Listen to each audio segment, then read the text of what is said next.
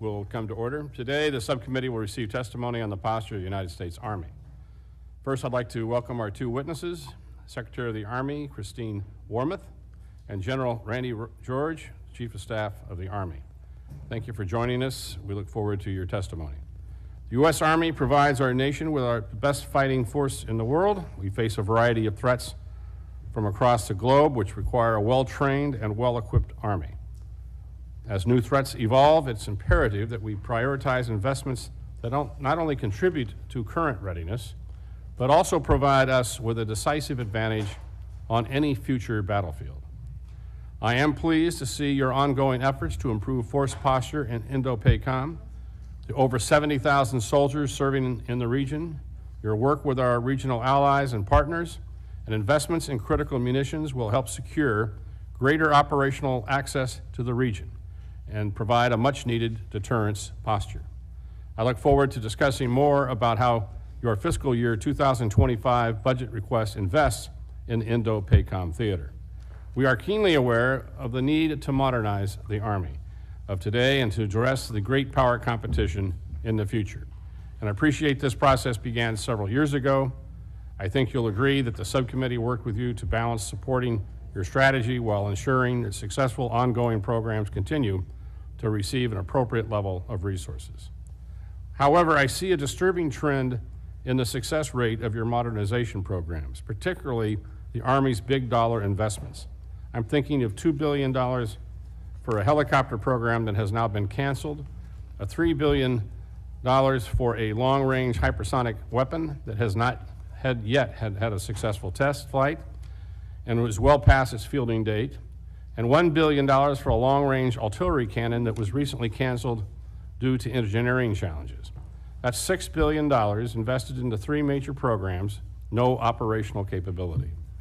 Imagine the number of 155 rounds or other critical munitions we could have bought with that funding.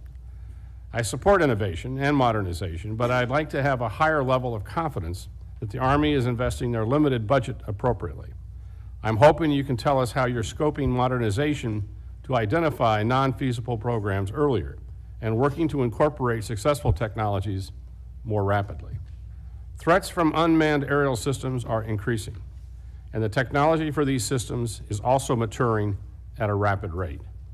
We have watched this evolve during the past 2 years in Ukraine, and unfortunately suffered the consequences of not addressing the threats of this technology as we continue to mourn the 3 U.S. soldiers who were killed in January at Tower 22.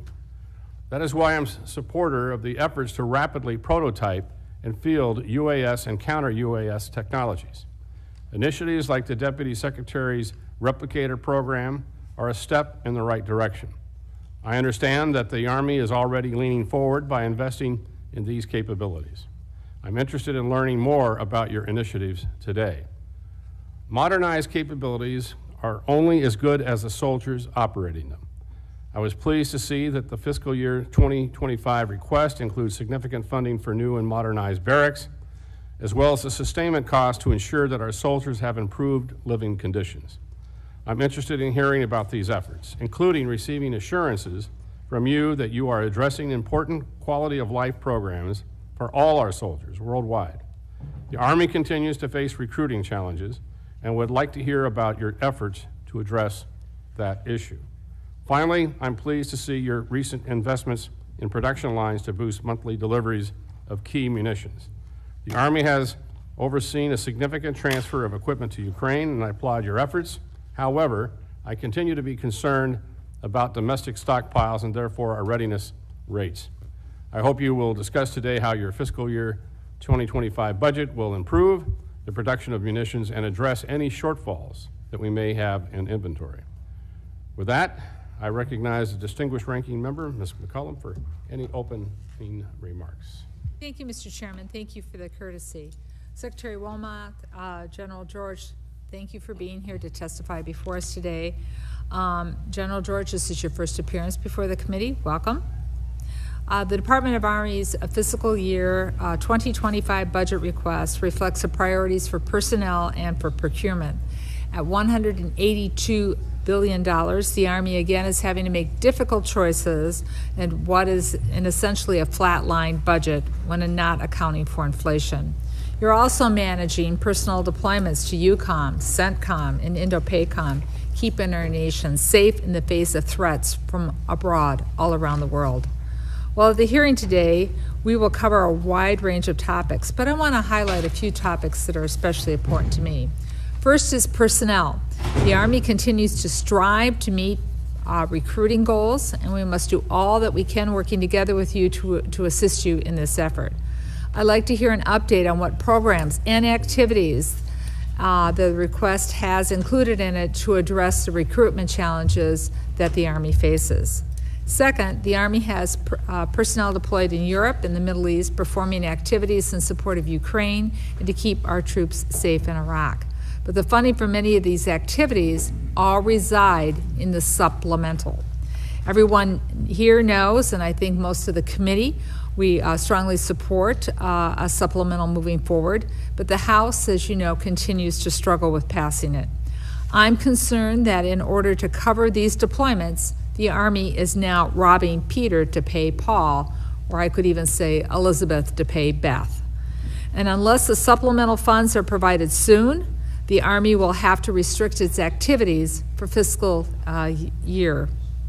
Finally, the request for FY25 includes increased investments in countermanned unmanned systems. I'd like to better understand how these investments will advance the Army's position on the battlefield, that given drone technology is constantly evolving at a rapid rate. I want to let you know that we stand ready to work together with you to give those who are on mission the equipment that they need to achieve success and come home safely. Thank you again to our witnesses for appearing here today. We appreciate your testimony and answers to our questions. Mr. Chair, I yield back. I thank the gentlelady. I'd like to now turn to the new chairman of the full committee and my good friend, Chairman Tom Cole. Mr. Chairman, again, congratulations, and the floor is yours. Thank you very much, Mr. Chairman. China's military modernization efforts and increasing assertiveness have raised concerns about the potential for conflict with the United States. At the same time, Russia's continued unprovoked attack on Ukraine underscores the range of threats that we and our allies face. It's vital that the United States Army maintain a robust and responsive force posture to deter potential threats and ensure the safety and security of U.S. interests. The United States Army is faced with a variety of issues that demand our attention and require us to ensure that our soldiers are properly equipped and prepared to face the challenges of the 21st century. As chairman of this committee, I'm committed to supporting our soldiers and ensuring that they have the resources they need to succeed. The Army must prioritize investment in modern aircraft, strategic long-range fires, ammunition and missiles, and trained personnel to support the force of today while also working to modernize the force for tomorrow. I look forward to your testimony, gentlemen, and today and the Army's plans to maintain and improve its capacity and capabilities, including the development of new technologies and programs to support our soldiers. With that, Mr. Chairman, I yield back. I thank the gentleman. I'd now like to turn to the ranking member of the Appropriations Committee, Ms. DeLauro, for any opening comments. Thank you, Mr. Chairman. Thanks to the ranking member. And let me offer my congratulations to the chair of the Appropriations Committee, a good and dear friend, Congressman Tom Cole. Look forward to our opportunities to work together on what is, in my view, the central committee at the center of the federal government and its role in what it does with regard to the American people. So, again, my congratulations. I want to say a thank you to today's witnesses, Secretary Wormuth and General George. We had this conversation in the past. I'm sorry that Iowa won and defeated the women in Yukon, but we'll get another chance at this and so forth. So, but go Huskies is all I can just say as the General. But welcome to you, my dear. I want to thank you both for your dedicated service to our nation. You do keep our nation safe, you keep our troops safe, you ensure that our allies are supported wherever democracy and freedom are threatened around the globe. Through the fiscal year 2025 budget, Congress has the duty to ensure the Army has the resources to be able to fulfill its mission, to keep our country secure, our troops protected and well equipped. The President's budget includes a $400 million increase for the Army that will ensure we are doing all that we can to support our soldiers and their families. I'll get parochial for a moment. I'm proud that in my district, Sikorsky Aircraft manufactures the UH-60 Black Hawk, a utility helicopter that has been used by the U.S. Army and other military branches in numerous roles around the world since its introduction in 1979. So I am especially pleased that the President's budget includes $25 million for research and development to upgrade the Black Hawk platform, keeping it in service for many, many years to come. While we are here to discuss the 2025 budget, I must underscore how critical it is that Congress immediately pass a supplemental funding bill to address multiple ongoing national security concerns. It is as much for our national security issues, it is as much to provide aid to Ukraine and others, but as well it is the what this means in terms of what is spent domestically that ensures our national security. Sometimes we lose track of that, or maybe people don't know or understand what's involved in that and what the benefits are for national security for the U.S. The U.S. Army is currently deployed, spending hundreds of millions of dollars in Europe and the Middle East, and the longer we wait to buttress the Department of Defense resources, the more our military will have to dip into annual funding to cover its rising costs. Every moment this funding is delayed helps our adversaries, hurts our allies, and risks damage to America's military readiness and reputation. We must ensure that we are adequately backfilling our military equipment, stockpiles that are being used in these theaters, and we must ensure we are sufficiently restoring our own industrial base. I look forward to discussing these items today. Additionally, I want to hear about how the Army is addressing recruitment issue and the challenges that attend to recruitment. The majority chose last go-round to inject culture war debates into last year's Department of Defense funding process. I'm concerned with how that may further hurt recruitment efforts, especially among women.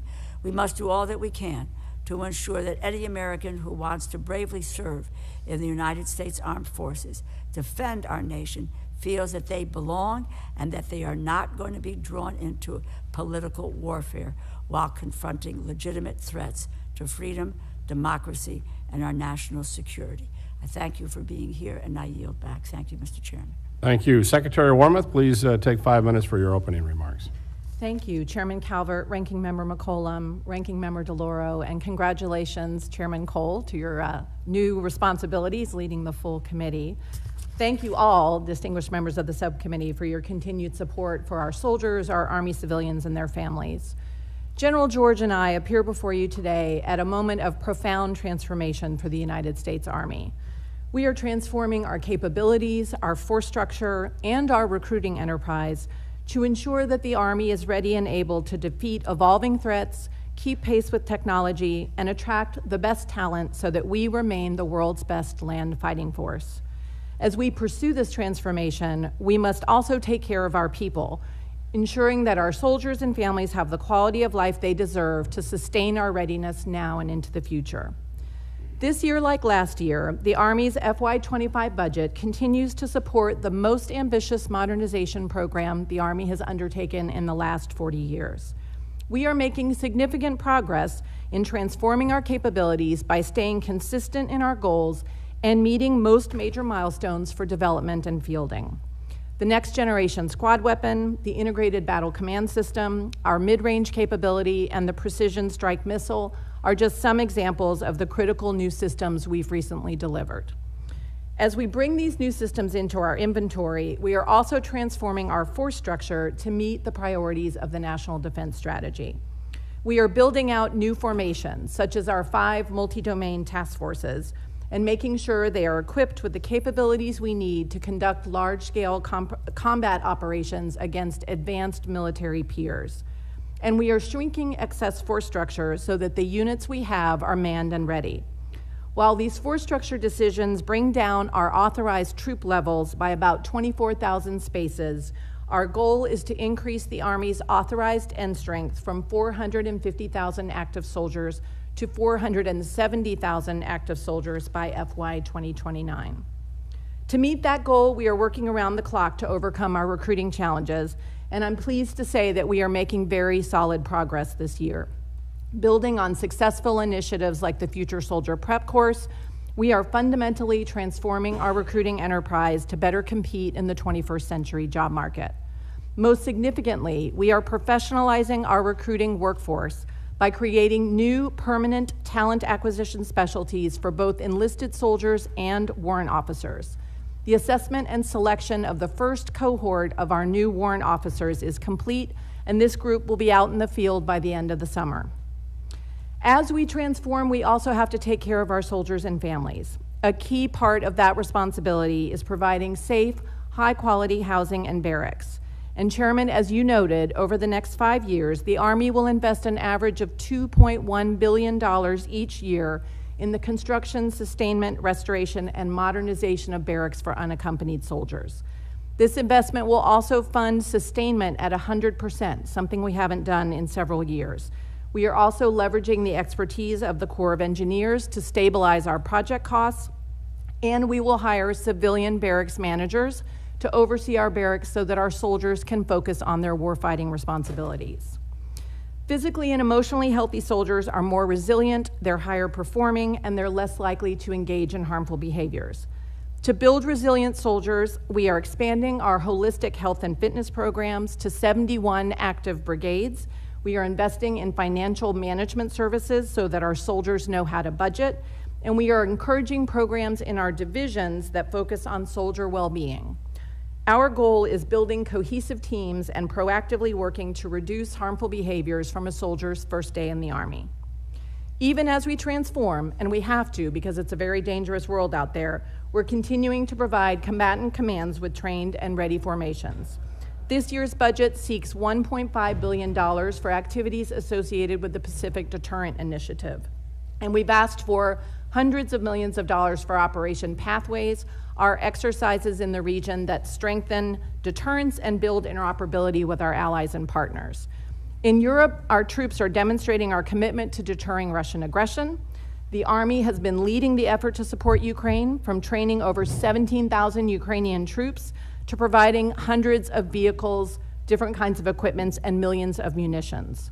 The Chief and I strongly urge the passing of supplemental appropriations bill that will maintain this critical support for Ukraine, invest in our own readiness, and create jobs for Americans all around the country. With your support, we'll continue to take care of our people and sustain the transformation that will keep the Army the world's best Army. I'm proud of all that our soldiers and civilians are doing, and I look forward to your questions. Thank you for your comments. Now, General George, please take 5 minutes for your opening remarks. Okay, thank you, Chairman Calvert, Ranking Member McCollum, Chairman Cole, Ranking Member DeLauro. Thank you for the opportunity to talk with you today about our Army. The world is more volatile today than I have seen it in my 36-year career, and there is clearer cooperations between adversaries than I've seen in a while. A spark in any region could have global impacts. Meanwhile, the character of war is changing rapidly, which we see from what is happening on battlefields in Ukraine and in the Middle East. Our Army is as important as ever to the joint force. We must deter war everywhere and be ready to respond anywhere. So we are focused on providing the best Army with the budget we are given. Our soldiers deserve it, the joint team deserves it, and our nation deserves it. That means making some tough decisions and finding ways to get better every day.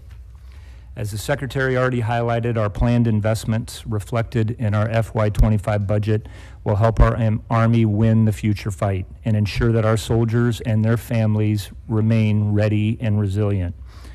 Across the Army, we are learning from global events and continuously transforming how we operate, how we train, and how we equip. And I'd like to highlight a handful of things. We're learning that designs for things like unmanned systems must be modular, adaptable, and software defined. We are working to get relevant technology into hands of our soldiers immediately. We are learning that counter unmanned systems must evolve as the threat does to protect our formations and critical infrastructure. We are also moving out on that while being mindful of the cost curve. We need cheaper solutions. We are learning that in some cases, the right tech already exists to support transformation.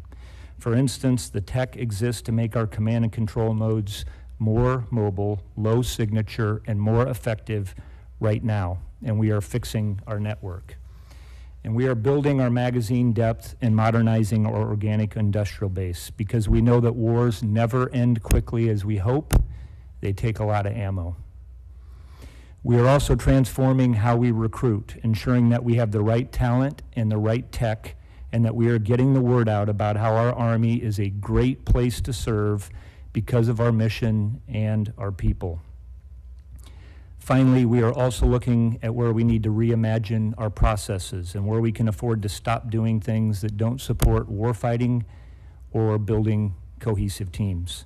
I'm proud of what our soldiers are doing around the world to help defend our country. We appreciate your support, and I look forward to your questions. Thank you, General. I want to make sure all the members have a chance to ask questions, so we'll have a 5-minute clock on, even for myself, and we'll go around and get as many questions in as possible. Obviously, we spent some time in my comments and the ranking member's comments and your comments about UAS and counter-UAS strategy and what we're going to do to defeat that. The threat from kamikaze drones and unmanned aerial systems has intensified, and it changes almost daily. I see that your budget request includes $400 million for systems to counter small drones. I'd like to talk more about your approach to countering UAS threats. So, Secretary, how are you ensuring that the Army investments in counter UAS flip this cost curve so we're not just shooting down $500 drones with $1 million missiles? Thank you, Chairman. We're trying to do that in a couple of different ways. As you noted, first of all, I'd say since 2020, we've had $3 billion that we've invested in counter-UAS and UAS systems, and there's several $100 million in this year's budget request for that, and there are also some on the Chief's unfunded priorities list as well. I think, we all are very focused on growing our investment here.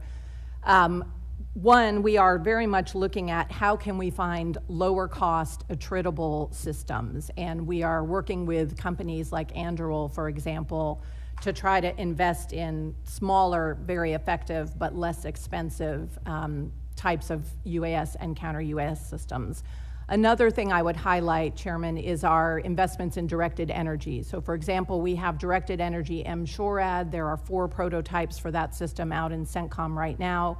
We also have a couple of high-powered microwave programs. And one of the things that I highlight DEM SHORAD, for example, because we're still working on the costing, but in theory, the laser is essentially unlimited ammunition. So it offers the possibility of us being able to shoot down hundreds and hundreds of UASs and have a very quick reload rate. So I think there's a lot of potential in that kind of a platform. Chief, I'm sure you want to add. Yeah, I just would add, Chairman, that and what the Secretary talked about, what we're trying to do in the Middle East by sending over the user, the developer, and the tester, and them all being together. I think what we're learning from the battlefield, for example, what's happening in Ukraine, is things are changing in weeks and months, and we are going to have to be able to adapt, and so that's what we're doing. So we are sending everything that we possibly can into tougher environments and putting all of those people together. And there's a lot of small companies out there that are doing a lot of great things. We just got done with a big experimentation with Project Convergence that was out at our National Training Center, inviting them in. The Army is also is the executive agent for the Joint Counter UAS Office, and is getting a lot of R&D to make sure that there's a lot of great ideas out there, but we're getting all of those from American industry, in addition to what we're developing. Obviously, Israel's in this supplemental that hopefully we'll be able to figure out how we're going to pass, has some money in it for Iron Beam, and Raphael has made significant progress in this, and I know that our contractors have been working with them. I'm curious if we have personnel in Israel that are working with the Israelis as they test in real time iron beam. Is that any of that going on? I'm not, I can tell you, Chairman, is that we are, I just had met the IDF ground commander and several of his staff, and we were just together. So we are exchanging lessons and having that kind of interchange, and we are looking at sending some people over there. So, and I've also just had some discussions with Raphael. So for our part, what we want to do is whatever is working out there and is adapting, we're looking to bring that into the system. And the systems that you've already put on some of our equipment, the testing you're doing, are you satisfied that it's moving in the right direction? I mean, I think we have more work to do, and this is one. There's probably 3 areas, Chairman, where I think that we need to be more flexible in our funding approach. Counter UAS is one of them, unmanned systems is the other, and then EW, which is related to both of those efforts. And our challenge was with the continuing resolution, if we wanted to spend more money, we could not reprogram and put other money in there to make adjustments. And so, again, that was a problem for us. I think we lost time with that. So, that is one area that I would recommend. Those are 3 areas that I would recommend that we would have more flexibility in our funding, so that we could, when something is working in prototype, that we could immediately, if those systems are working, that we could procure it. Okay. Ranking member. Thank you. And the chairman and I in this committee have been working on trying to adapt and respond quickly to some of the situations we find ourselves in. And so I know that we want to work together to put into place what you were talking about with getting things tested and out and then in production. But behind all of the equipment is personnel. And so I'm going to go back into personnel for a few minutes. Madam Secretary General, the committee knows that recruitment was a problem for the Army last year, and it was true for most of the other services too. You've requested an increase for recruiting activities, and I'd like an update on where the Army currently stands with both recruiting and retention. We heard just a couple hours ago from the Navy that they had their recruiting offices empty because they had people out to sea, and now they're starting to staff them up again. So if you could enlighten us a little more about what you're doing.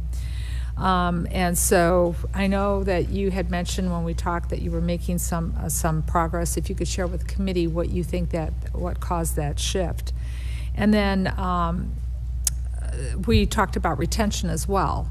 So part of the package for recruitment and retention are a lot of things. Pays a big part of that, but there's other things that are part of that too. So if you could maybe help the committee, because we're trying to find that sweet spot. Because for some people it's more than just pay. It's child care centers, it's access to gyms, it's barracks and other things that you talked about. So could you tell us what you think has been successful in your recruitment abilities moving forward, and what has been successful and made people stay in when you're doing the retention? Thank you. Thank you, Congresswoman. I'm pleased to report, as I said, I think we're making very good progress this year on our recruiting goal. The chief and I have set a goal of recruiting 55,000 new soldiers and putting another 5,000 into our delayed entry program. So that's sort of the bank account. And we still have 6 months to go in this fiscal year, so I don't want to be overconfident, but I think we both feel that we have a good shot at making that goal this year, which I think would be very, very important. Part of the reason that I think we're doing better this year is we continue to have great success with our Future Soldier Prep course. We've actually expanded that. We now are running that program at Fort Jackson and at Fort Moore. We continue to see a lot of interest in that effort. We are also selecting our recruiters differently. We are doing more of an attribute-based selection, and I think that means we're picking soldiers that are a little bit more inclined to be good salespeople for the United States Army. We have evolved our recruiting college curriculum by about 40%, so we've really updated that, and again, I think that's helped our recruiters be more effective in the field. the soldier referral program where soldiers can, bring a friend from high school or something. If that person actually signs a contract, you can get promoted more quickly, and that program is also bringing good success. So there's a lot that's kind of, we've had multiple pieces to our efforts and to our broader transformation that I think are now starting to bear fruit. We've also we've surged some medical folks into our MEP stations to be able to work through all of the different waivers that kids sometimes need for different health conditions, and that's allowed us to get more contracts through the pipeline. So I think that's a lot of what is behind why we're doing better this year. Retention remains historically high. We are, I think, already on track to exceed our retention goals for this year. I think the fundamental reason we're retaining well is that when people join the Army, they like it. They're part of something bigger than themselves. There's a sense of family, a sense of community, and a real purpose to defending the country. But of course, we have targeted retention bonuses and things like that also help us keep key specialties. But I think we're feeling a lot better about recruiting this year. I don't know, Chief, if you want to add. I would add, the Secretary did a great job running that down. When we there's probably not a day that goes by actually that we're not having some conversation about what we're doing. It's critically important to us and to our whole formation. We're also trying to get the right tech into the hands of our recruiters. There's a lot of things that happen on I look at Indeed or some of the others. So we're getting commercial off-the-shelf stuff. We've had a couple of innovation companies that are actually trying to go out there and innovate a little bit, which I think is helping. And then the other thing is what we also want to improve is have good analysis on what actually is working and what isn't. For example, we're finding that a lot of people are choosing location is very important to people. There's different things that are important to people, a job specialty. 25% are picking location. So that's, I think we're trying to get better at understanding the dynamics of recruiting as well. Thank you. Chairman Cole. Thank you very much, and good to see both of you again. Again, I enjoyed our personal visit. Thank you for taking the time to do that. Let me ask you one parochial question. I am disappointed to once again see in the President's budget a reduction on the Paladin Integrated Management Program down. This is the fourth year in a row that number keeps coming down. We raise it every year here because you're asking for 20. It takes 36 to maintain the production line minimum. Is there a problem here, or is your budget just stretched that far? Thank you, Chairman. I think the investment in Paladin is a good example of where we're having to make hard choices given our relatively flat top line. And there are, you can see that whether it's equipment for our armored brigade combat teams, things like Bradley, things like Stryker.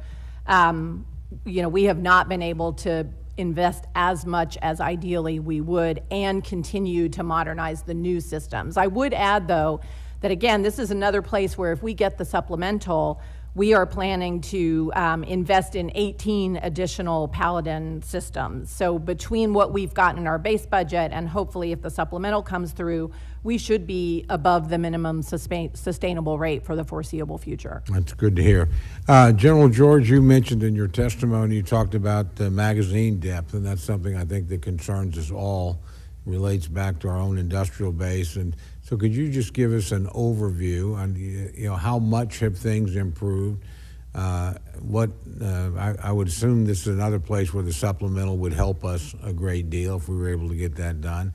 And just your thoughts in general on I mean, it's pretty bad when you're worried about 155 millimeter shells and things that are pretty basic things that we ought to have an abundant supply. Chairman, it's obviously we're putting a lot of energy in the organic industrial base. I think it's important not only just for the Army but for the Joint Force in what we're doing. So we have invested, I think, more than $3 billion ourselves. The supplemental has, I think, $4.5 billion that's in there that would go into improving the industrial base and buying the munitions that we need, back to the magazine depth. So what I think is important, and I've been to several of these, is that we're trying to automate a lot of these places so that we could scale and increase production that we have with the workforce. 155 is a perfect example. We started off at about 14,000 rounds a month in 155 millimeter. We're up to a little over 30 right now, and we're ready to scale to 70. With the money that goes in the supplemental, we can go up to 100. And I think we need that capability. Again, I think one of the lessons a lot of people have learned over the last year is just how good U.S. equipment is, and there's a lot of people buying, those same systems, so that magazine depth is critically important for us. I'm going to ask you one other question, because you don't have enough time to do this, but I know obviously you're very keenly, and the Secretary is as well, looking at what's happening in Ukraine. So I'm just, if you can give us lessons learned, what do you think a year into the 2 years into this, but that you might not have thought about before, and how is that changing the way you think and what you need? I would highlight a couple things, and I know the Chief and I, there are a lot of lessons that are coming out of Ukraine. One obviously is the importance of unmanned aerial systems and counter-UAS systems. I was just in Germany seeing some of the training we're doing with the Ukrainians, and was fascinated to talk to one of the Ukrainian BTG leaders, but also see what our forces were doing in terms of actually welding little sort of droppers on the bottoms of drones to be able to drop small kinetic payloads. We're learning as much from them, I think, as they're learning from us. And so that's a huge lesson, and I think is reflected in our budget. The importance of long-range fires, obviously, which again, I think speaks to the importance of continuing to invest in things like precision strike missile or the long-range hypersonic, which we have had some challenges with, but we are working quickly on that. And the last thing I'd highlight, Chairman, is in contested logistics. How we're going to have to disperse in a future battlefield where everything is transparent. We can't have these big sort of supply bases. And we're starting to really bring those lessons into our combat training center rotations. I have seen that myself at Fort Johnson, where we're doing a lot to change how we're approaching logistics, recognizing how contested the environment will be. I'll be really quick here, Chairman, and we could go on a long time about what we're doing, and we talk the difference between observing a lesson and actually learning it. And learning it is changing how we're going to train and fight, how we're training our people at at Fort Sill and the places that are going, all our professional military education, and how we buy things. I think on you can't hide on the modern battlefield anymore is the big thing, and so that has really changed. Signature management, network. We have to be more mobile. We're going to have to be more dispersed, and it's really going to impact every potential system. I will tell you there's three big things that are happening at Fort Sill that we have a lot of lessons in: long-range fires, how effective. Ground-based long-range fires that are very hard to find in the clutter and to kill, and we've seen that they're very effective on the battlefield. Integrated air and missile defense, another thing that we do a lot down at Fort Sill, is very, very important to the Joint Force and what we're doing for protection. And then the counter UAS, which we're also doing down at Fort Sill. Is something that we were talking about earlier that we're going to have to, continue. That is going to be a growth industry, I think, for all of us. Thank you very much. You're back, Mr. Chairman. I think we're all going to have to get out to Fort Sill. Take it up. Ms. DeLauro. Thank you very much, Mr. Chairman. And again, thank you both for being here today.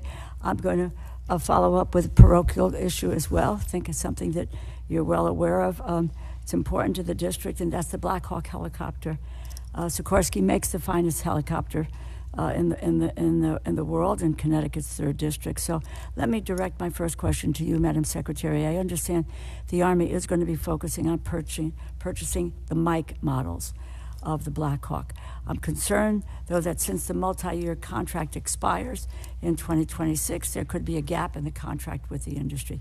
Can you tell me how you and the team will work to shrink or eliminate that gap so production can continue without interruption? Absolutely, Congresswoman. When the current multi-year contract expires, it is our plan to have essentially a heel-to-toe arrangement so that the next 5-year multi-year contract will start immediately. We will buy 24 helicopters annually for 5 years for a total of 120. That's the plan. So we will work closely with the company to make sure that the negotiations are worked out so that we can have no break between the two multi-year contracts. Thank you very, very much. And just in terms of the Army's commitment to the Black Hawk, how many Black Hawk helicopters will remain in the force for how long? What will the Army do to ensure an adequate number of Black Hawks for the Army National Guard? Let me take that a couple pieces at a time. We expect the Black Hawk to remain a very important part of our overall aviation portfolio for years to come.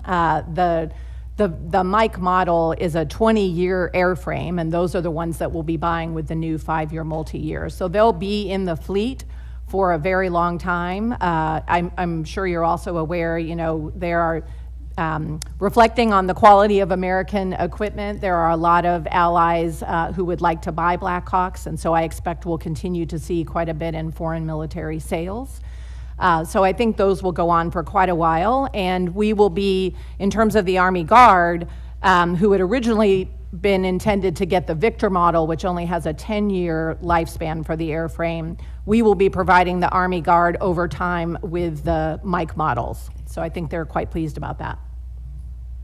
What is the focus of the Army's Black Hawk modernization plan? Characteristics and performance needed to improve the Black Hawk to keep pace with the rest of the force during its remaining decades of service? And has the Army identified funding for 2025 over the future years defense program to execute the planned modernization? Let me say a few things, and then Chief, if you want to add anything. We do have R&D in the budget as we did the rebalancing of the overall aviation portfolio for continued upgrades to Black Hawk. Some of that is looking at open system architectures. Some of that is also going to be doing the integration work to bring the ITEP engine, the new engine eventually, into Black Hawk, as well as the Apache. So those are some of the things that we'll be doing with the Black Hawk going forward. I guess the only thing that I would add, Congresswoman, is, and I've spent a lot of time in the back of Black Hawks, and it's a great aircraft, is we're also looking at sensors. We're also looking at how you would match launch effects that come with these aircraft. So kind of what we said up front, we're looking at, these are areas we're going to have to continuously transform, and the Black Hawk is going to be a part of our formation, a very important part of it, and we'll have to continue to transform as we move forward. Great. I appreciate your indulging me in these in these questions. As you can tell, it really is a top priority for me. It's a top priority for my community, as you've known for a long time. If I could just ask about the security supplemental. The Army has requested approximately $10 billion to support activities in and for Ukraine and for additional activities in the Middle East. How are you funding activities to support Ukraine and the Middle East, and what will happen if these activities are not funded with additional supplemental funds? What will suffer without these additional funds? Thank you, Congresswoman, for that. I think there's 3 pieces of the supplemental that are really important to the Army. First of all, we've given the Ukrainians $10 billion worth of equipment and materiel, and we have been essentially planning on the supplemental coming through so that we can replenish that equipment that we've given to the Ukrainians. So we intend to, use that money to buy AMP-Vs, to buy some of the Paladins that I talked about earlier, to buy more JLTVs. So that replenishment is really important. The second piece is the investment in munitions, particularly the 155 millimeter shells, and getting up to 100,000 rounds a month that the General George spoke about. And the last piece I would highlight in the supplemental that's really hitting us right now is we have cash flowed about $800 million to train the Ukrainians and also to do some support in CENTCOM. So if we don't get that supplemental, we are going to not have money basically by the end of May to be able to get the current units who are over there in Europe doing the reassurance mission. We don't have the transportation money to have them redeploy. We don't have the transportation money to send units to backfill them. We won't be able to support our participation in things like KFOR or exercises in European Command in the 3rd and 4th quarter. So there are some real problems for us that are going to come out if we don't have that supplemental. I will yield back in just a second, but I just want to make the point on the replenishment. I'm not sure how widely understood it is that we are paying a price for not moving forward on a supplemental. And obviously Ukraine will pay a very, very big price if we are not there, and our own ability to be able to keep our word and let our allies know that our commitment, our word is our bond in these areas. But above all, we cannot replenish unless we have the supplemental. That hurts the industrial base here. Thank you so much. I yield back. Right. Probably need to get out to Stratford, Connecticut, too. Amen. You're welcome. It really is a wonderful experience. There you go. Mr. Rogers. President Zelensky says that without the further aid from the U.S., the Ukraine will assuredly succumb to the rapturous war of Putin. Can either of you confirm President Zelensky's characterization of where we are? Congressman, I think, General Cavoli, our head of U.S. European Command, was on the Hill earlier today, and I think he said the side that can't shoot back loses. And at this point, Ukraine is really starting to be pressed to be able to shoot back. So I am very concerned. We saw Ukraine lose some territory, a couple of months ago, and I think there's a real danger that the Russians could have a breakthrough somewhere in the line. So I'm sure Chief would want to say more about that. I think that was well stated.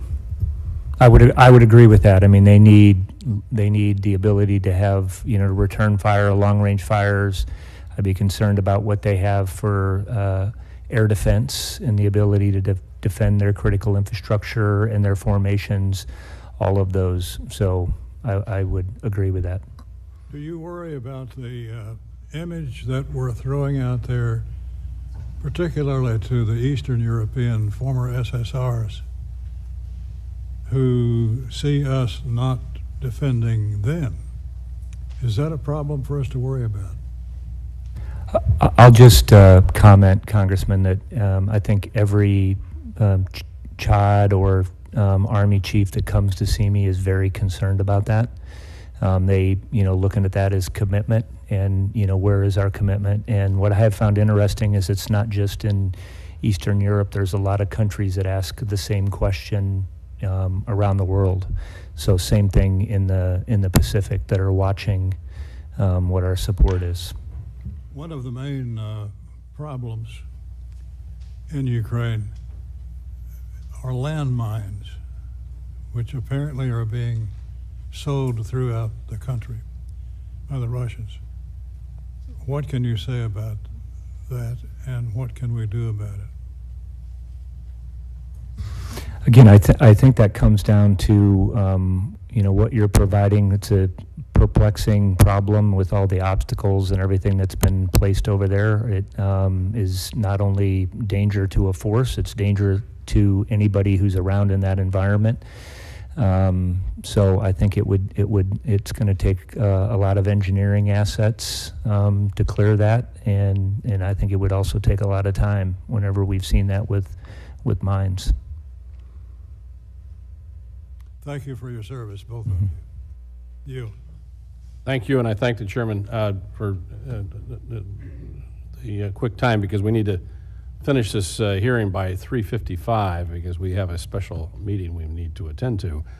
So with that, Ms. Capter, you're recognized. Thank you. Mr. Chairman, thank you for your testimonies today. I regret the inability of this current House of Representatives to pass legislation so essential to the defense of liberty, and do not count myself among those who are holding up the process. And it makes your life exceedingly difficult, and all of this is completely unnecessary. Now, I have 4 topics. Real quickly, I'm going to ask about hypersonics and advancements there. I'm going to ask about personnel and your ability to staff with mechanics and people who are technicians, any shortages there. I'm going to mention Abrams tanks and Ukraine, and then finally Iran and its capabilities. So on the first one, just a quick update on the progress you're making on hypersonics, both offensive and defensive. Number two, in terms of your staffing, are you having any difficulty in Army in having enough mechanics and people who are trained technicians to work on equipment? And if you are you working with your reserve units around the country that do have excess equipment and could be doing training on some of the reserve bases? Number three, Abrams tanks have their capabilities. Those are made in Ohio. We're proud of them. Congressman Joyce and I support them. And have they made a difference in Ukraine, and what more could we do if they're being effective? And then finally, on Iran, give us your assessment of Iran's intent in the region that she is having a tremendous influence on. Is her capacity growing? Is she receding in some of her capabilities? I don't have a real sense of that, but I think it's a really important question. Thank you. Okay, lightning round. I will start with Iran and say, I think we're all in the Defense Department quite concerned about Iran and its capabilities. I think it's, one of the things it seeks to do in the region is to be destabilizing, both directly but also through its use of proxies in Iraq, in Syria. I think the relationship that seems to be growing between Iran and Russia is concerning. So that's just a snapshot of, I think, how I would see Iran. The Ukrainians, I think have very much valued the tanks that we provided to them and find them very effective. I can't comment extensively on how much they've used them, but I know when I talked to the Ukrainian leader in Germany, he said they have a lot of, the soldiers feel more confident going on offense when they're in the tanks or in our Bradleys because they feel protected and they have that additional protection while they're, having mobility at the same time. On personnel, I think the challenge we have with mechanics, in my experience, what I hear from soldiers is because of the recruiting challenges, our soldiers who are mechanics have more work to do because we don't have as many soldiers generally as we need. So that's what I've heard, and we're working very hard on recruiting to try to make sure that we increase the number of soldiers overall. Long-range hypersonic weapon, we are working on that diligently with the Navy. We will have another test later this year. As I said to Chairman Calvert, this is a 10-year program that we've sort of compressed into 4 years. So we're going very, very fast. And I think some of the testing we've done in parallel is part of, it's harder to determine where the problem areas are when you're testing multiple things all at the same time. So we are moving to trying to have a more sequential approach to our testing so that we can really nail down where we have issues. And I think, we're hopeful that we'll have a good test later this year. Chief, if you want to add. I'm just going to add a couple of things. I just was out at Joint Base Lewis McChord. We have a hypersonics battery that's out there, and I will tell you, once we get this round, which I think is coming, that battery is training, testing, ready to go, and so I think that'll be a capability we're coming out. On the mechanics, the other thing that we're looking at, and we're down on some of that. We need to, recruit more mechanics and people with technical expertise. We do use the Guard and Reserve, and we try to plan this out for exercises, Guard and Reserve. General, I want to help you on this, just know that, on the mechanics side. Okay. To get them into into exercises and where they can help us in our ordnance companies. We're also trying to get rid of excess inside of our formation so that we're not maintaining things that we don't need to maintain. We're in the process of doing that. The Abrams tank, it's the best tank in the world. And if in all of these, for success on the battlefield and being out there, it requires combined arms, so it's with everything else. And I've heard the same thing that the Secretary has heard, and you get a certain level of confidence, though, when you have an M1 tank inside of your formation. Thank you, General. Next, Judge Carter. Yep. Well, you got here earlier.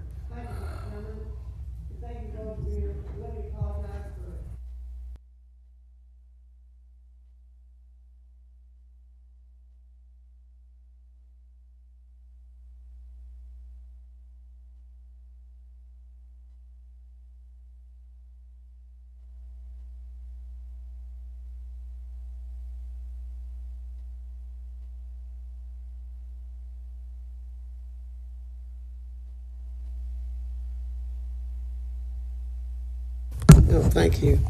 Credentialing assistance was at Fort Cavazos.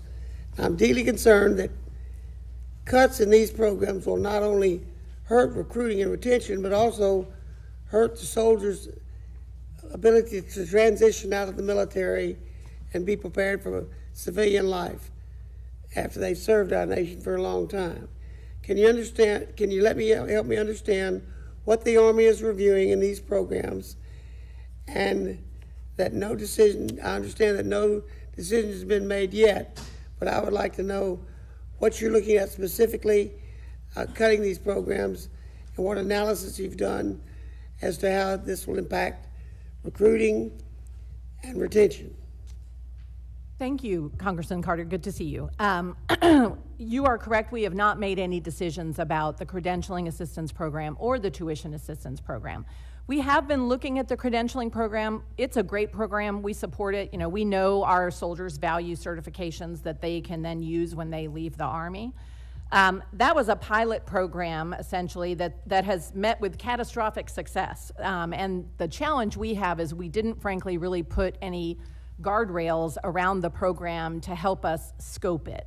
So what we are looking at, we haven't made any decisions yet, but what we are looking at is, you know, rather than having soldiers be able to pursue an unlimited number of credentials every year in perpetuity, we may look at saying soldiers could do, you know, one certification a year, maybe have sort of a cap on the number of certifications they can get over the duration of their time in the Army, really just to try to manage the costs of the program a little bit better. But that's sort of how we're thinking right now, and those kinds of guardrails are very similar to what our sister services have done in the Air Force and the Navy. General? Yeah, only thing I would add, Congressman, is how we transition our soldiers. We obviously want to keep them. That's our number one goal, is to keep everybody, but how we transition them is critically important to us in doing that and making sure, and that's important to us also for our recruiting mission, because we know that when people come into the Army, they're going to get a skill, they're going to enjoy what they're doing, and then we want to send them back out there. So we're looking at all of this in total. Well, thank you. The Apache helicopter is in my district.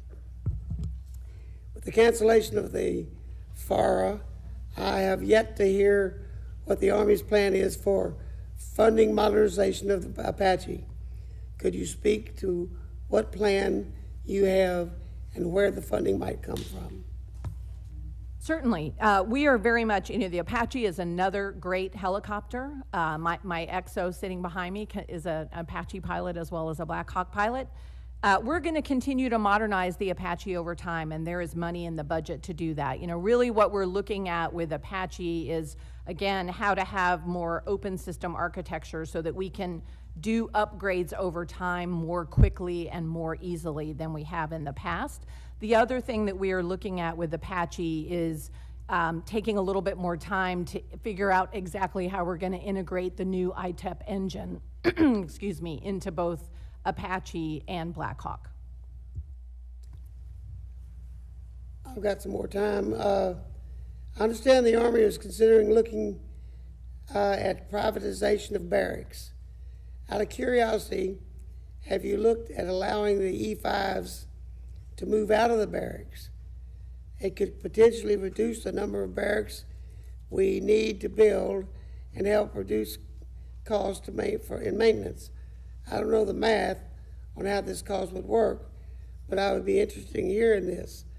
And also, I understand you're looking to recruit older people to be brought into the military, and they're not going to be wanting to live in the barracks, especially if they're given special duties where they're not going to have a lot of promotion, and they might spend 10 years in a barrack, and a guy that a 25-year-old is not going to be interested in being in a barrack till 35. Would you like to answer that? Sure, I'll start, and then Chief, if you want to add. We're looking at a couple Also, of... if you want to do that for the record, we could get that back to you, Judge, in a way we could Yeah, maybe so. Okay, happy to do that. do that, do that keep things going. Mr. Case? Thank you, Madam Secretary. I just wanted to take off on your brief comments opening on the Pacific Deterrence Initiative. And I think we would all obviously agree that our challenge is in the Indo-Pacific and that we need to focus on that and we need to plan for it from a budgetary perspective.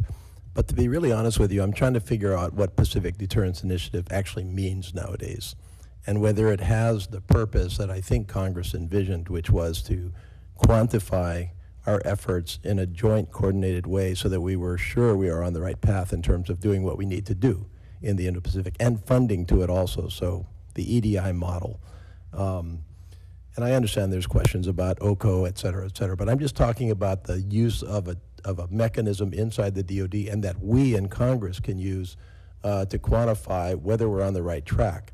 And I've got a couple of concerns in that department. I think first of all, as I look at the FY 2025 overall PDI summary from DoD, including the Department of the Army, and you cited $1.5 billion to PDI, if I look at the categories of things that you've stuck in PDI, frankly, some of them are exclusively Indo-PACOM, so that's fair game. But some of them seem to be usable anywhere in the world. So then I asked myself, well, what's the good of that?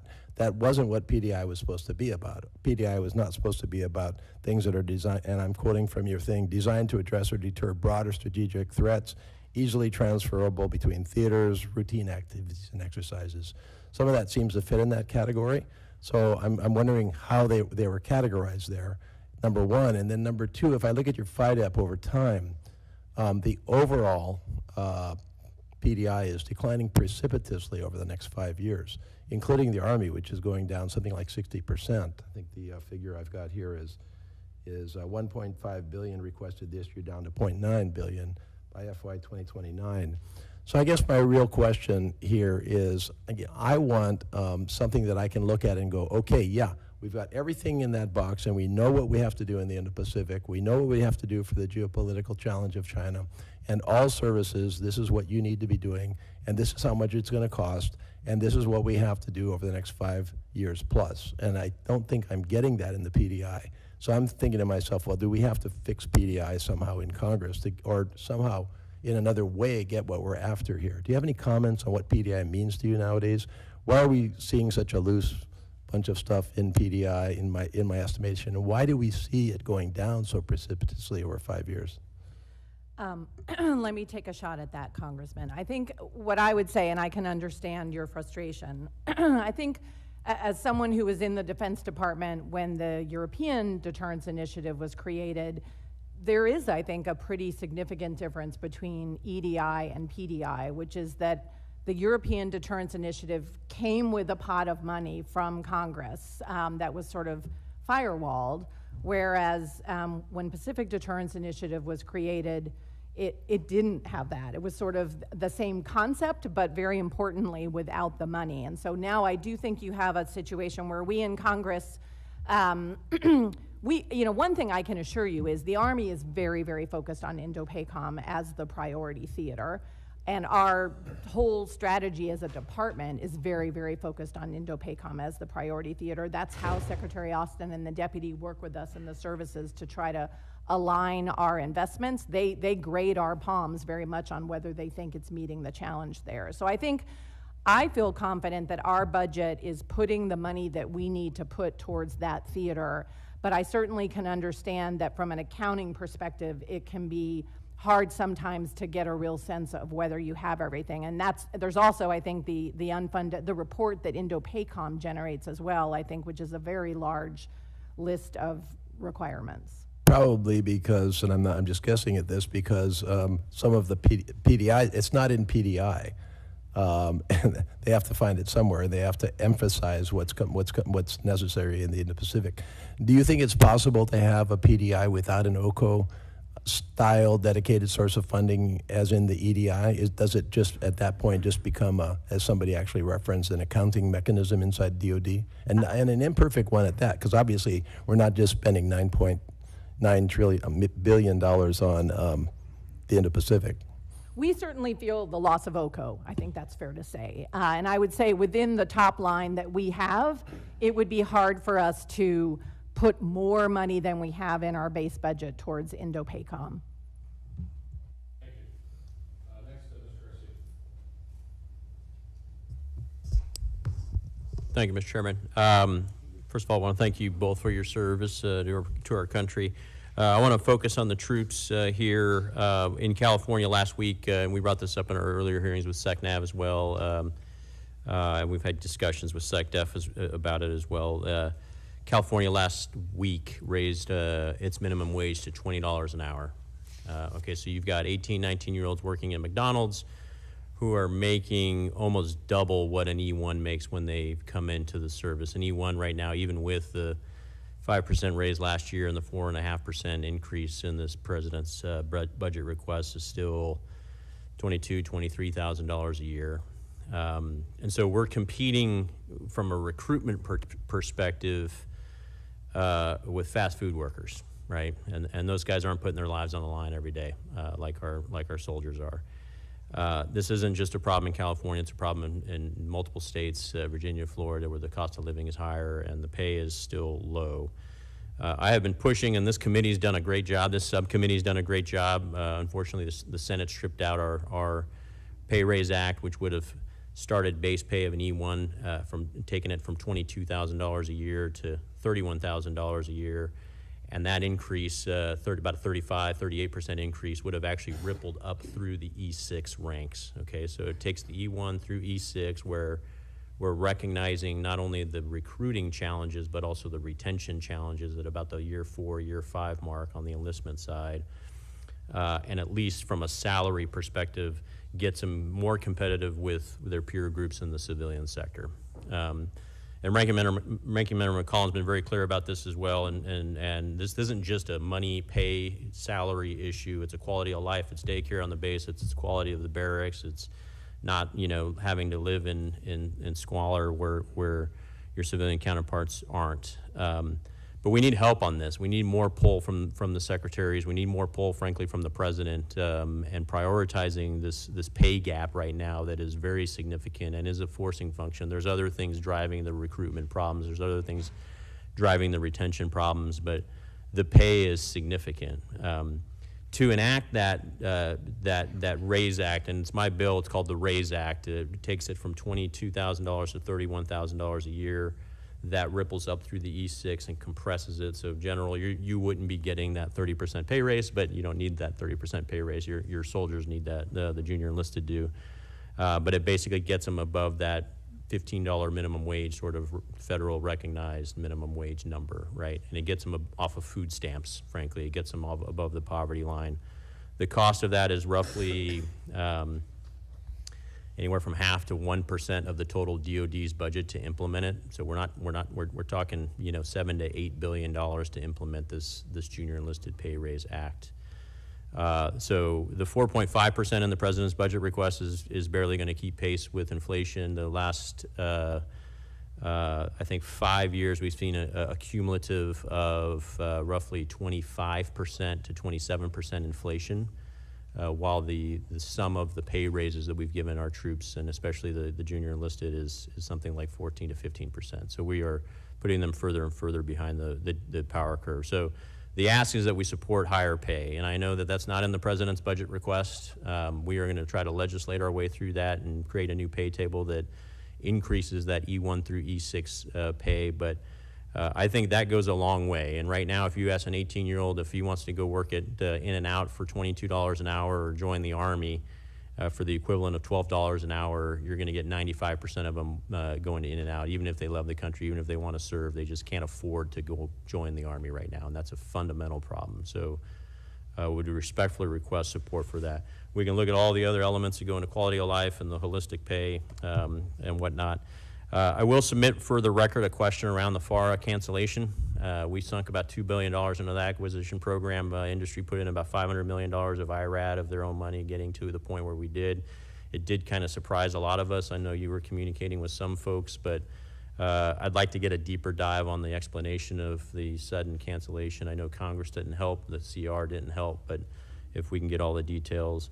And the last thing I would recommend is beyond high-energy lasers and high-energy microwaves that I know are very useful in counter-UAS, counter-drone. There is new technology out there that I've gotten to do classified briefs on for high-energy RF, where it's basically an AESA radar that uses larger brick size arrays instead of little TR modules like you find on a fire control radar. The beam steering basically uses high-energy RF capability and is a little more stable than high-energy lasers, for instance. So You get back to them on look at the that. record. I yield. Thank you. For the record, that would be great. Dutch, you're recognized for 5 minutes. Already? Yep. No, hurry up. Trying to keep this on schedule. Business with a bridge. Okay. Okay. For Secretary Wormuth, congratulations on what you've done a good job. General, you too, and you've got a good team, and that's what counts. Secretary Wormuth and General, you can answer some questions here too. I mean, what the questions I'm going to ask, not many. I don't know what this year holds in store, but I do know that the last time the department went a fiscal year without operating under a continuing resolution was back in 1997. Now, could you provide a brief overview of how short-term spending measures impact the Army? What do we put at risk when we don't pass funding bills on time, especially when it comes to competing with China? Absolutely. Or other adversaries too, but basically China. Thank you, Congressman, and I'm sure the chief will want to add to this. You know, I think of when we're operating under continuing resolutions, which you all know we were in the first 6 months of this year under CRs, we're basically trying to compete with China with one hand tied behind our back. You know, we're not able to spend the money that we have in the most efficient way. We're not able to do reprogrammings. We can't do new starts on some of the, you know, very important modernization programs that we have. Sometimes it can delay our military construction. So at a time where we don't have a moment to lose in terms of all of the new modernization we're doing, operating under CRs can be very challenging. Yeah, Congressman, I'll just give you one example. The battlefield's changing, what our troops were over there in the Middle East, and if we wanted to make some adjustment and bring something to counter-UAS system, for example, and we can't start something new, we could, can't increase production on the missiles that we need, so it has real impact. And then the other thing I would just say is, then when you get the money, you have a very limited time to spend it, and that is also a challenge for us and has been. All right, well, thank you. In the past few decades, if there are any indication at all, it seems that the department keeps getting put in these intractable solutions. And I'll be honest, I don't know what the solution is. So do you have any ideas about other authorities and spending flexibilities that would enable the Army to overcome the challenges that continuing resolutions represent, both of them? Well, Congressman, the last thing I would want to do is to try to tell Congress how to do its business. Good idea. I think the PPBES Commission that recently, I think, put out its final report had some good recommendations in a lot of areas for sort of how we in the department can work more effectively with you all in Congress to have a more agile budgeting system. You know, there might be some good ideas there. But beyond that, the only other thing I would say, and this is something the chief feels very strongly about, it's not really CR specific, but is it possible in some very targeted ways for us to have more flexibility in where we invest the programs, inside of a particular portfolio, for example, to allow us to be more agile in terms of going after new technology, but that's not really CR specific. Congressman, I mentioned this up front. There's 3 areas where I think we have to be more flexible, and that's counter-UAS, counter-unmanned systems ourselves, so that we can detect and do all the things that we need to do on the modern battlefield. And then electronic warfare, all of that is changing really quick. So I think internal to the Army, what we're looking at doing is not having a specific program, but we need to have a portfolio, because the industry is changing really fast. There's a lot of small companies out there. American ingenuity is the best in the world, and we need to have the flexibility to do that. What I think would be helpful is, because of the continuing resolutions, if in those 3 areas that we had flexibility between research and development, and then we would come over obviously for the oversight and say, hey, this is we need this system, we want to procure it, and it would be a notification. But I think that would help us with the continuing resolutions. Good ideas, but we've got to do something because we're changing so much and the whole world's changing, and we have to stay dominant as a democracy. We have to start doing more of this and think out of the box for the future. Thank you for your answers, and I yield back. Thank you, gentlemen. Mr. Womack. Thank you, Mr. Chairman. Thanks to the 2 witnesses we have here today, Madam Secretary. Chief, great to have both of you here today. Before I get to my questions, a couple of things. I want to take a moment of personal privilege to recognize that gentleman sitting over there by that camera in the very back of the room wearing that Navy shirt. To my colleagues, this is Harrison Henry. He is soon to become part of the class of 2028 at the U.S. Naval Academy in Annapolis, Maryland. He's a Fayetteville High School kid in Arkansas. He and his dad, Mark, are here. They're headed over to Annapolis this weekend. They missed the hearing this morning. I think that was on purpose. I think they're here spying on Army. Not spies. But Harrison, we're really proud of you, and I know this committee is proud of you and your classmates that will join you at the Naval Academy. Congratulations. Beat Navy. One other note, I want to mention this as well, because this could involve action of our leadership team here in the House, and that is that 2 days ago, the last surviving Medal of Honor recipient from the Korean War, Colonel Ralph Puckett, passed away down in Columbus, Georgia. My, oh my. Medal of Honor, DSC, a couple of Silver Stars, 5 Purple Hearts, probably the most, I don't know if he was the most decorated in Korea, but he was one of, for sure. And I know there will be a request forthcoming from people very close to that family about the potential for him to lie in state, as I think we did with Woody Williams back from World War II. And I hope our leadership team will give that some serious thought. We are losing a lot of our heroes these days, and we should be mindful of the sacrifices they've made for all of us. Madam Secretary, General George, I want to go back to comments made about the supplemental. Now, I don't want to beat this dead horse, but I'm going to join the chorus of people that think that we need to act post haste on a supplemental. What concerns me as much as anything, General George, is the potential for us to be canceling combat training center rotations as a result of our inability to move forces and train them appropriately. I personally think it's the secret sauce in readiness that gets our warfighters prepared and ready to fight and win. So I want to give you an opportunity to comment on that. That is a real threat right now. I suppose that we could see some of these training center rotations go by the wayside. I would just tell you, Congressman, we're going to have to make, based on what the Secretary said earlier, we're going to have to make some tough choices that we're going to look all around. CTCs would be very tough for us. I've been to, I think 4 times already this year. It's kind of our crown jewel of where we're going to train and adapt for the future. So we don't want to have to make those kind of tough choices, and we need that for our readiness. Madam Secretary? That's exactly right. I mean, I think we would really try to protect the 22, I think, CTC rotations that we have.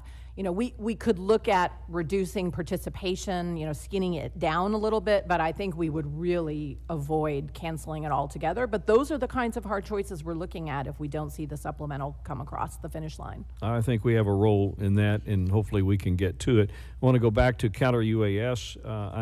I note that in the budget, nearly $450 million for counter-UAS capability in your unfunded priority list. Now, there's money for counter-UAS, but there's additional money in the unfunded list. Is it fair to assume that that's just something that you need, but because of all of the other requirements, you're just unable to get the full amount in the base budget? We have, Congressman, we have a good amount in our base budget. We have some that we've requested in the supplemental. And then, you know, when I was asked for unfunded priority list, the world has changed a lot since we put in our budget, which happened last October 7th. And I know that, you know, there's things on there that we would like to do, like increase production for Coyote missiles that have been very effective. There's other systems from Andro, for example. So we would like to spend on that. So there's really two things in that unfunded priority list. It's ramping up production for the things that we couldn't quite get to, and then a lot of it is how the battlefield is changing.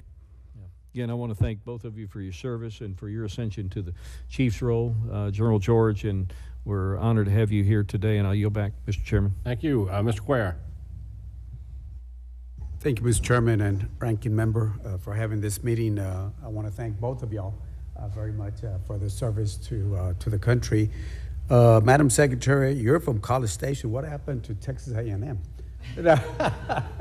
I'm just kidding.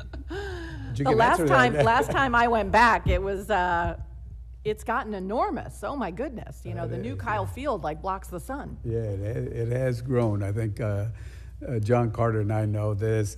I want to follow up on something that the judge mentioned. My understanding, it's $81 million for, we're talking about Apaches, $81 million for modifications and $8 million to modernize the whole fleet. That certainly is not enough, right, if those numbers are correct? What I can tell you, Congressman, is, you know, we are committed to Apache. It's going to stay in the fleet for a long time. I was just talking to the folks who build Apache, and they felt, I think, pretty comfortable with where we are. So we do plan on continually upgrading it. It's not at any risk. Okay. Well, we certainly want to work with you on that, the judge and I. Let me talk about one item that I'm really proud of what you all are doing, the Army. I think the Army is leading all services in human performance optimization. And as you know, it's important to make sure that we get elite soldiers, you know, mind, body, everything. And I certainly want to say thank you so much for the efforts that you're all doing. I know that through the help of the chairman, the ranking, we're able to add $15 million there for the UT Health Science Center in San Antonio, working on optimization, and we're working with your department. But if you can tell us, right now my understanding is that the Army is using that for active soldiers. Any plans for the reserves or the guards, or is it just for active soldiers right now? And again, I really want to, you know, I've talked to your folks. My military fellow, we spent a lot of time, past military fellows have been, and the Army's doing a wonderful job, and I hope that the other departments do the same thing. Human optimization, human performance optimization is to make sure we get the best soldiers. Thank you, Congressman. Yeah, we have found the Health and Holistic Fitness Program to be really, really effective. It's both helping our soldiers get more fit, but it's also helping them become more resilient. We've been accelerating the buy of those sets to brigades by about 15 to 20 a year. For the Guard and Reserve, our plan is to try to start bringing those types of capabilities to the Guard and Reserve, sort of starting in FY 26-27 and going out to FY 30.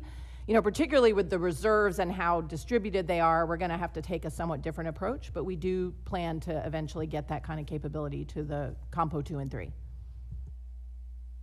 Yeah, I think the other thing that we've had discussions with the Guard, and I've gotten together with a lot of the tags, is how do we, you look at like Peloton app or Nike Fit app, or, you know, what are ways that we can do this a little bit different? But every time I go to an installation, we're growing 15 more health and holistic fitness. It's making our warriors better. And it's not surprising to me. I mean, you feel better about yourself and you're more fit. You're just going to be more resilient on the battlefield and everywhere else. So we're going to continue to invest in that. The challenge that we have is obviously we're competing with everybody else to hire nutritionists, strength coaches, performance coaches, and all of those things. And so some areas we're growing a little as quickly as we want, and others have to push a little more. Yeah, and again, we thank you.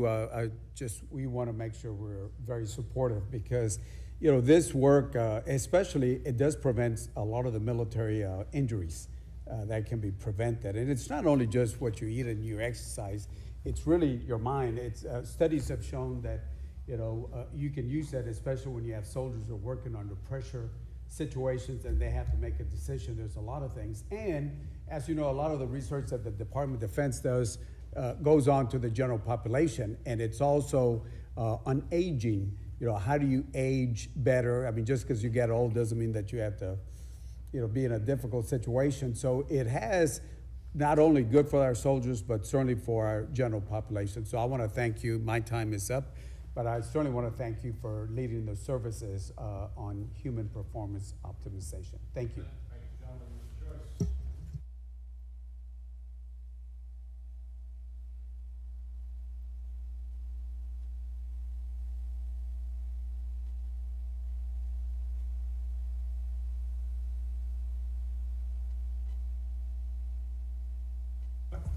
Committing that the Army's Tactical Fire Study revalidated the need for IRCA and a longer-range military platform. What is the Army's plan and timeline to get IRCA into the production phase with the proposed cut in FY25? I think our challenge was the technology, you know, not being ready, which is why it was extended. I don't think the requirement to have long-range fires, Congressman, is not changed. I do think that the battlefield is changing. I do think that technology is changing. One of the things that we need to really focus on, this gets back to cost curve as well, is how do we adjust the round?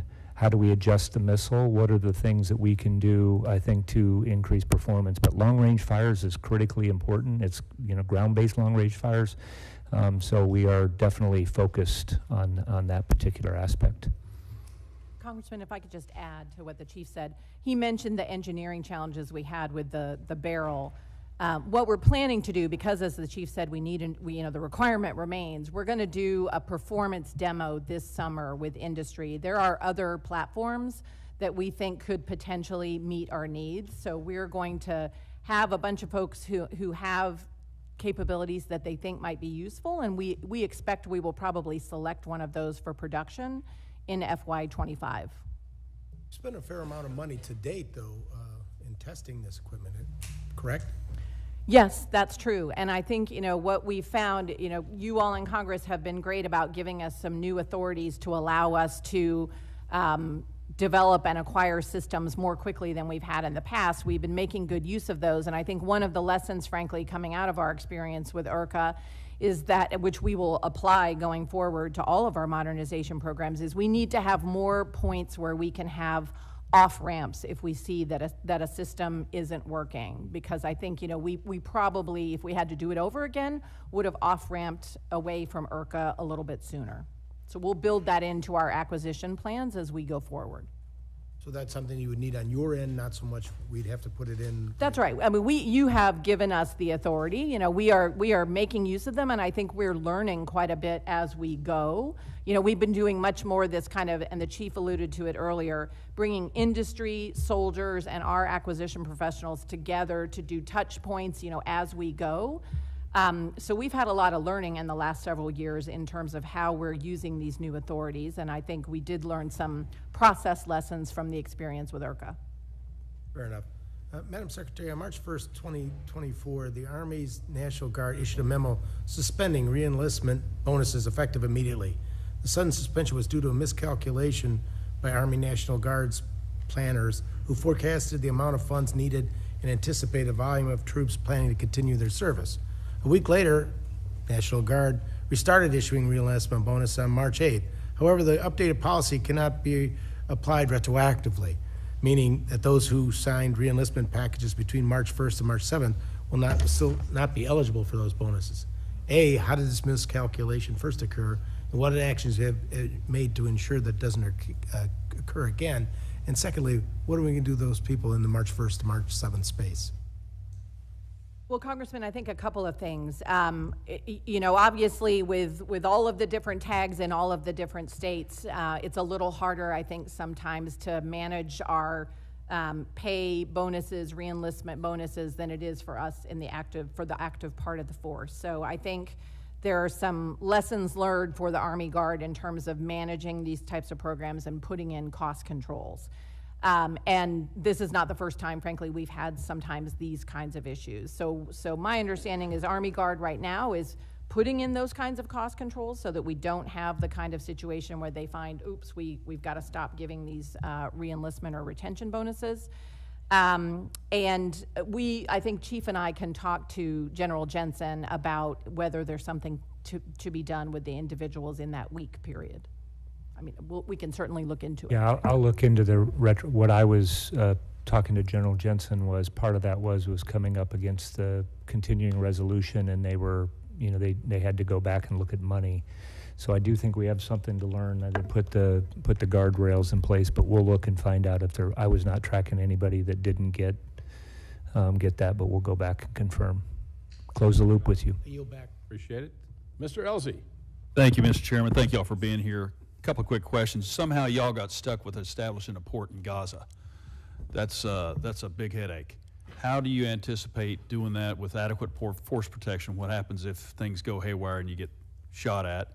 And ma'am, who's going to be building this temporary port? Sure, happy to talk about that, Congressman. I actually had the opportunity to see the Joint Logistics Over the Shore capability in Australia this summer when it was out, and it's a remarkable capability. Could say more in a closed session, but we are extremely focused on force protection for our Army soldiers who are going to be both on the floating pier and the Trident pier that will actually touch the beach. There is going to be a very robust and layered security approach that General Kurilla in CENTCOM has been working very hard with our general at our Army CENTCOM. It's going to be a team effort. You know, Army, Navy, Israeli Defense Forces will all be part of making sure that we have a layered system to deal with air threats, maritime threats, undersea threats, ground threats. We can give you more detail, I think, in a closed session because we want to make sure our soldiers are protected. Thank you. Yeah, I think, as you know, Congressman, these are joint efforts. So that's what will need to take place, and that's why we've talked to General Kurilla on down. We've taken a pretty extensive brief on what that is, and I feel like they have the right force protection measures in place. Another question is, with the demise of the A-10, which I know that the Army fought against for many, many years, how have you filled the gap caused by the loss of the A-10 in the close air support region? Yeah, I think, yes, I did enjoy the support of the A-10. I think it was also a different environment that we were in, and I know that the Air Force, just like us, has to make, you know, decisions to advance technology, and a lot of that technology would not survive on the modern battlefield. So I think there's a lot of different ways that we're getting it besides our own internal support that we have. And we have a lot of systems that are coming online right now with long-range precision fires that have significant capability to provide long-range fires. Same thing, we're still going to rely on the Air Force and the Navy. We have mid-range capability, which I know you're familiar with. So I think, again, it's a joint battlefield. Okay. Well, as long as it's filled the gap, I mean, the A-10 was time for it to go. I just hadn't heard recently if you guys feel like that was being filled. Finally, with the remaining time, one quick question. You guys are responsible for, again, in a joint way, but the defense of Guam. Is that going along as planned? You got it covered on the budget and execution? I think we've got a good approach, Congressman. Our job, first of all, that's another place, joint mission. You know, it's not just the Army, it's going to be the Navy, you know, the Marines and the Air Force. We all have a role to play. Our responsibility is to come up with the architecture for the acquisition system. We are going to have that strategy by the end of May, and the plan is still to have a capability by FY27. One thing I think that's been helpful is the Deputy Secretary established what we're calling the Guam Oversight Council. It's chaired by Eric Raven, the Undersecretary for the Navy. That brings all of us services and the MDA together to make sure that we're synchronizing. I mean, one thing, for example, and I was in Guam last summer, you know, they have finite construction capability. So we've got to all work together to make sure that we're prioritizing the projects so that we're all kind of moving together as a group. Thank you very much. I yield back. Thank you, and before we conclude, I want to thank the witnesses for their testimony today. The subcommittee members are welcome to submit questions for the record. I would hope that the witnesses would respond in a reasonable amount of time, and with that, we are adjourned. Yep.